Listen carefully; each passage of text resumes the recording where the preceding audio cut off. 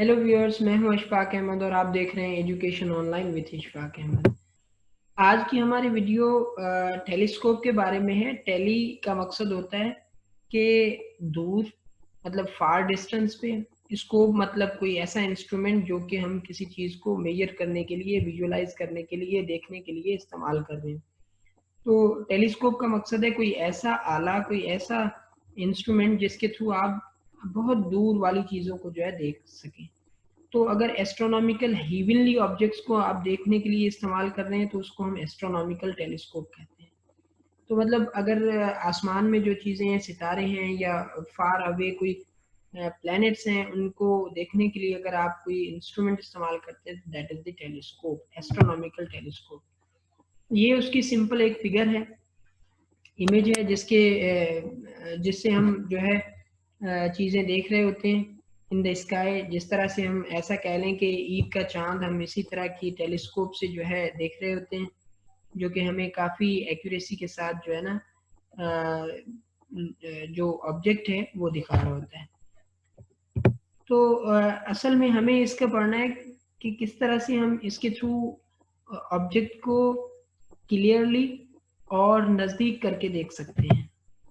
तो इसका प्रिंसिपल जो माइक्रोस्कोप है उससे बिल्कुल ऑपोजिट है। जो माइक्रोस्कोप का प्रिंसिपल है वो ये है कि objective piece should have smaller wave focal length than the eye piece. लेकिन इसका बिल्कुल ऑपोजिट इस तरह से हो गया कि objective piece should have greater focal length than the eye piece. Eye piece की फोकल लेंथ कम होती है, ऑब्जेक्टिव पीस की फोकल लेंथ ज़्यादा होती है फॉर द टेलीस्कोप, चाहे वो एस्ट्रोनॉमिकल टेलीस्कोप हो या आगे जो हम दूसरी टेलीस्कोप पढ़ेंगे वो हो। लेकिन ये चीज़ मस्ट है कि focal length of eyepiece must be smaller than focal length of objective piece। यहाँ पे आप देख सकते हैं इसकी फोकल लेंथ कम होगी, इसकी फोकल लेंथ ज़्यादा। ये प्रिंसिपल एक्सेस हमने दोनों पॉइंट्स, दोनों के ऑप्टिकल सेंटर्स को मिलाने वाली एक लाइन दे दी।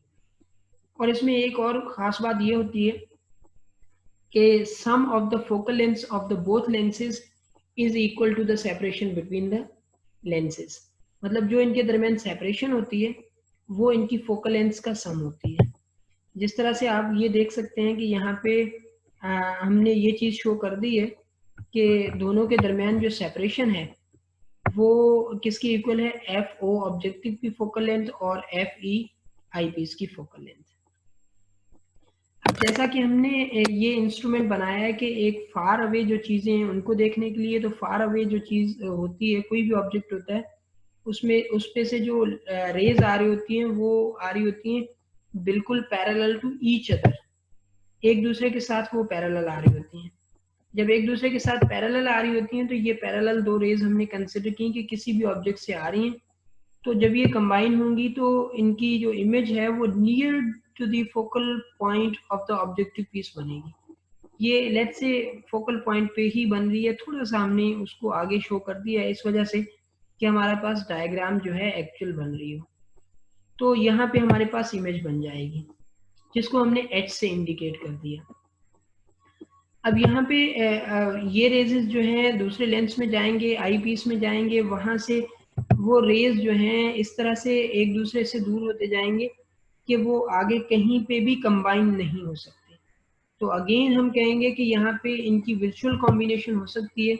वर्चुअल कॉम्बिनेशन इनका यहाँ पे आ गया, तो ये हमारे पास इमेज बन गई, final image. This is the H I image. तो अब हमारे पास ये रे डायग्राम बन गया फॉर द एस्ट्रोनॉमिकल टेलीस्कोप। तो एस्ट्रोनॉमिकल टेलीस्कोप में अब अगर हम इसकी मैग्निफिकेशन को देखें तो मैग्निफिकेशन हम डिटरमाइन कर सकते हैं by the ratio of visual angle inside the least distance to the visual angle at the least distance or beyond the least distance. तो यहाँ पे जो एंगल बन रही होगी वो अल्फा बन रही होगी, यहाँ पे जो एंगल बन रही होगी वो बीटा बन रही होगी। अगर हम बीटा बाय अल्फा लें मैग्निफिकेशन के लिए तो ये हमारे पास फॉर्म ये आ गया। अब हम बीटा की वैल्यू डिटरमाइन करेंगे फ्रॉम दिस ट्राइंगल। यहाँ पे एक ट्राइंगल बन रहा है, इस ट्राइंगल से हम बीटा की जो वैल्यू है वो डिटरमाइन करेंगे। हमें पता है कि स्मॉलर एंगल पे tan theta is equal to theta is equal to sine theta, ये चीज़ होती है। तो यहाँ पे बीटा को हम ले लेंगे 10 बीटा के इक्वल, तो परपेंडिकुलर अपॉन बेस आ जाएगा। परपेंडिकुलर h है, बेस एफ ई है, तो ये आ जाएगा h ओवर एफ ई। इसी तरह से अल्फा यहाँ से डिटरमाइन करेंगे, ये ट्रायंगल बन रहा है, यहाँ पे परपेंडिकुलर h आ गया और ये एफ ओ आ गया। तो हम यही वैल्यूज यहाँ पे सब्सटीट्यूट कर रहे होंगे।